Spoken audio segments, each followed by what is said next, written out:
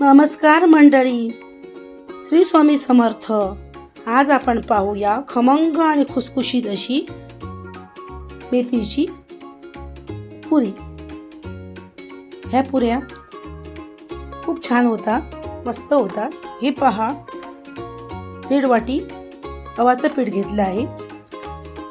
मेथी घेतली, त्याच वाटीने गव्हाचं पीठ घेतलं आहे. स्वच्छ धुवून बारीक चिरून मेथी घेतली आहे 1 वाटी.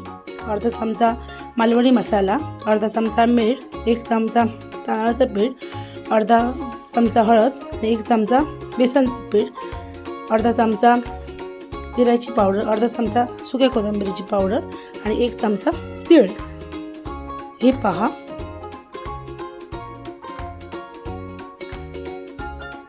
मेथी घालून घेऊया.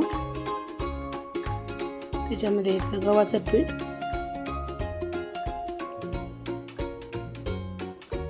आणि हे सगळे सुके मसाले आणि बेसनचं पीठ आणि तांदळाचं पीठ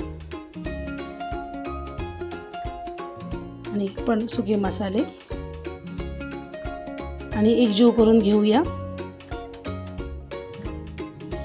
छानपैकी एकजीव करून घ्यायचं आणि थोडं थोडं पाणी घालून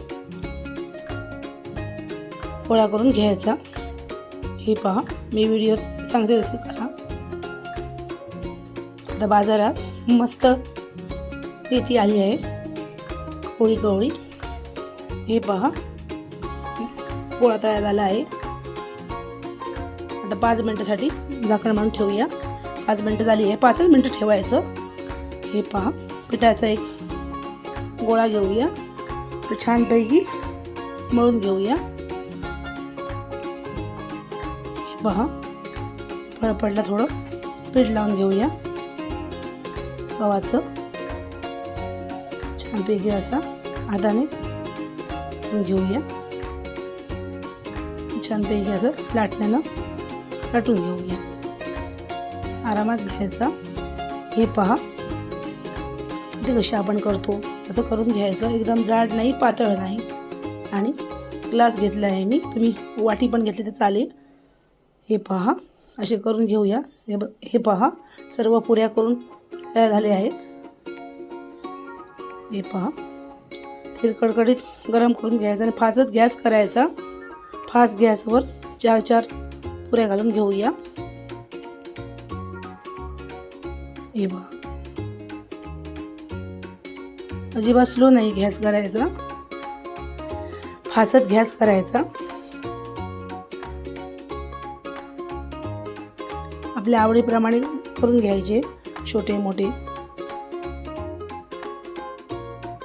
मेथीच्या पुऱ्या. हे पहा, मस्त खरपूस भाजल्या आहे, छान भाजल्या आहेत, मस्त खमंग आणि खुसखुशीत झाल्या आहेत. खूप छान होतात ह्या मेथीच्या पुऱ्या. तुम्ही पण नक्की करून पहा, तोडून दाखवते तुम्हाला. हे पहा, खूप छान झाले. आजपर्यंत मेथी घेतली आहे, खूप छान झाली आहे.